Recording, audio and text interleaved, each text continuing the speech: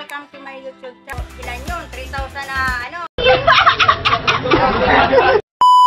Guys, sa isang araw, sa tindahan ko, kasi iba-ibang ano yun, iba-ibang food cart. So, halos ang tinatalupang ko nito o binabalatan, 10 tray. So, kung sa isang tray, 30 pesos yun, 300 yun sa 10 tray. So, mahirap kung ganyan ang pagtatalo mo. Sample ko guys, oh. Kung ganyan ka magtatalo, sa sunod na video ko,